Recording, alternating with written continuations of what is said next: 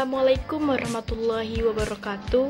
Halo semua, sebelumnya perkenalkan saya Aini Rafida dengan NIM 23370003.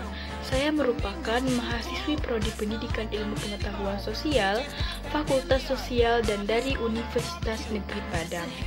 Saya merupakan mahasiswi angkatan 2023. Baiklah, di sini saya membuat video dengan tujuan ingin memenuhi salah satu tugas mata kuliah konsep dasar IPS yang diampu oleh dosen Bapak Wahidul, Bapak Rio, dan Ibu Krisma. Baiklah, di sini saya akan menjelaskan mengenai isu sosial. Nah, yang pertama yang kita bahas adalah apa itu isu global. Isu global merupakan setiap peristiwa yang sedang terjadi dan mampu menyita perhatian masyarakat global. Respon masyarakat terkait isu-isu tersebut bergantung pada pengaruh yang disebabkan oleh isu-isu tersebut. Nah, isu-isu global adalah sesuatu yang sedang dihadapi dan memang ada. Hal ini terjadi sebagai dampak perkembangan kehidupan manusia. Isu global tidak hanya sebatas untuk diketahui saja, melainkan mengharuskan setiap elemen masyarakat untuk mengatasinya dan mencarikan solusi agar tidak menimbulkan dampak negatif yang bisa merugikan kehidupan masyarakat secara luas. Nah, isu-isu global yang sedang terjadi membuat respon setiap masyarakat menjadi beragam, baik itu masyarakat yang bersentuhan dengan langsung isu global maupun yang tidak. Nah, respon terhadap isu global merupakan gambaran kepedulian sebagai individu, sebagai warga negara yang sangat dibutuhkan untuk proses pembangunan. Agar bisa menyelesaikan permasalahan dari isu-isu global, perlu kerjasama yang integratif oleh seluruh masyarakat. Nah, selanjutnya ada faktor penyebab isu global nih. Nah, yang pertama itu ada perubahan iklim. Isu perubahan iklim muncul dipicu oleh sebagai dampak aktivitas manusia yang mempengaruhi stabilitas lingkungan dan memperburuk perubahan iklim. Ada berbagai faktor penyebab perubahan iklim, diantaranya efek rumah kaca, polusi yang dihasilkan pabrik industri, serta penebangan secara liar, dan masih banyak lagi. Nah, yang kedua ada ekonomi. Isu ekonomi muncul sebagai dampak perbedaan tingkat pembangunan dan kebijakan ekonomi antar negara, serta permasalahan dan keuangan global. Nah, yang ketiga ada kekurangan sumber daya. Isu kekurangan sumber daya seperti air, minyak, dan gas, serta permasalahan lingkungan muncul sebagai dampak overeksploitasi sumber daya dan aktivitas manusia. Nah, yang keempat ada konflik politik dan militer. Isu konflik politik dan militer muncul sebagai dampak perbedaan pandangan dan kepentingan politik antar negara serta kekuatan militer. Salah satu contoh isu-isu global yang terjadi di masa kini adalah hak asasi manusia. Hak asasi manusia adalah hak yang melekat pada diri setiap manusia sejak dilahirkan yang berlaku seumur hidup dan tidak dapat diganggu-gugat oleh siapapun. Pelaksanaan hak asasi manusia ini tentu saja tanpa membeda-bedakan status, golongan, keturunan, jabatan, dan sebagainya. Secara umum, terdapat kesepakatan global bahwa manusia memiliki 3 jenis hak asasi. Nah, yang pertama ada hak sipil yang mencakup kebebasan pribadi seperti kebebasan berbicara, beragama, dan berpendapat. Kebebasan dalam kepemilikan barang, hak untuk mendapatkan perlakuan yang sama dalam hukum. Nah, yang kedua ada hak politik yang mencakup hak untuk memilih, menyuarakan pendapat politik, dan untuk berpartisipasi dalam proses pemilu. Yang ketiga ada hak sosial yang mencakup hak untuk mendapatkan perlindungan dari kekerasan, hak untuk mendapatkan fasilitas kesehatan dan pendidikan. Nah, selanjutnya ada sejarah dan perkembangan dari hak asasi manusia. Sejarah hak asasi manusia berawal dari Magna Carta di Inggris pada tahun 1215. Magna Carta merupakan cikal bakal kebebasan warga negara Inggris yang berupa kompromi pembagian kekuatan antara Raja John dan bangsawannya. Langkah penting selanjutnya adalah keputusan Raja Charles I Inggris dalam Petition of Rights pada tahun 1628 sebagai jaminan terhadap hak habeas corpus, yaitu hak seseorang untuk dibawa sebelum pengadilan untuk menentukan apakah dia bisa dibebaskan. Nah, teori tentang hak alami manusia muncul seiring dengan terjadinya revolusi di berbagai negara dalam waktu yang berbeda, yaitu yang pertama ada revolusi Inggris pada tahun 1688 yang memunculkan Bill of Rights, revolusi Amerika 1776 dengan Right of Man sebagai awal mencerminkan kemerdekaan Amerika, dan revolusi Prancis 1789 dengan deklarasi hak manusia dan warga negara.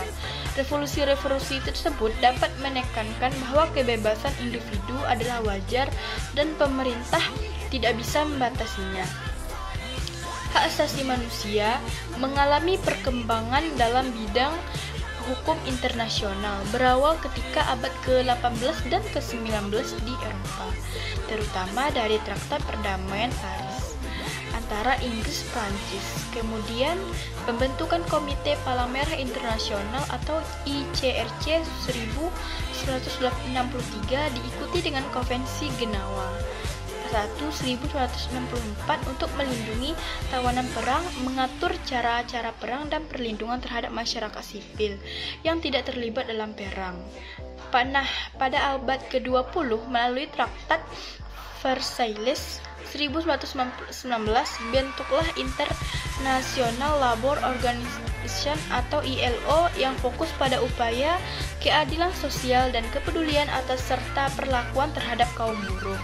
Nah, lebih lanjut Liga-Liga Bangsa menggencarkan upaya untuk menghapuskan pemutusan melalui konvensi untuk melenyapkan perbudakan dan perdagangan budak. Globalisasi isu hak asasi manusia ditandai dengan lahirnya Deklarasi Universal Hak Asasi Manusia UDHR pada tahun 1948, kemudian Konvensi Internasional tentang Hak Sipil dan Politik. Dan Konvensi Internasional tentang Hak Ekonomi, Sosial, dan Budaya. Pada tahun 1966 serta beberapa konvensi seperti CEDAW, CED, CRC, CRD, dan CMW. Selanjutnya kita akan membahas hak asasi manusia dan globalisasi. Hak asasi manusia adalah komponen yang integral dari kekuatan politik, ekonomi, dan budaya. Dalam globalisasi, perlindungan hak asasi manusia tidak lagi dipandang sebagai isu nasional, namun juga mencakup global. Beberapa faktor yang berkontribusi terhadap ekspansi dan komitmen dalam agenda-agenda global hak asasi manusia yaitu: yang pertama ada terbentuknya institusi global yang peduli terhadap perlindungan hak asasi manusia. Yang kedua adanya semakin diterimanya hak independen dan indivisibility, di mana pelanggaran hak asasi manusia dalam suatu negara akan berimplikasi terhadap orang di negara lain. Yang ketiga ada penekanan terhadap penegakan demokrasi yang dianggap penting untuk mewujudkan perdamaian internasional. Yang keempat ada pandangan bahwa kepedulian terhadap hak asasi manusia difasilitasi oleh perkembangan ekonomi yang berbasis pasar. Yang kelima ada efektivitas aktor non-negara.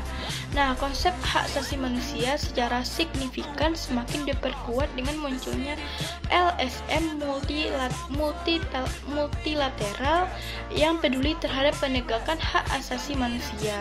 Contohnya adalah Amnesty International, Human Rights Watch, dan lembaga internasional yang berbasis pada hak asasi manusia seperti Pengadilan Kriminal dan Internasional dan Komisi Hak Asasi Manusia Amerika Serikat. Peran institusi dalam LSM dalam penegakan dan hak asasi manusia tidak dapat dipungkiri, justru lebih signifikan dibandingkan peran negara. Misalnya Human Rights Watch HRW adalah organisasi hak asasi manusia non-pemerintahan yang nirlaba. HRW memiliki staf sebanyak lebih dari 275 orang di seluruh dunia yang mereka sebut sebagai pembela yang memiliki keahlian di bidang masing-masing, seperti pengacara, jurnalis, pembela, dan berbagai studi kebangsaan. HRW yang didirikan pada tahun 1978 terkenal dengan penemuan fakta yang akurat, laporan yang non-parsial, penggunaan efektif terhadap media, dan memiliki target advokasi. Setiap tahunnya, HRW menerbitkan lebih dari 100 laporan tentang kondisi hak asasi manusia di berbagai negara. HRW mengadakan pertemuan dengan pemerintahan negara yang bersangkutan.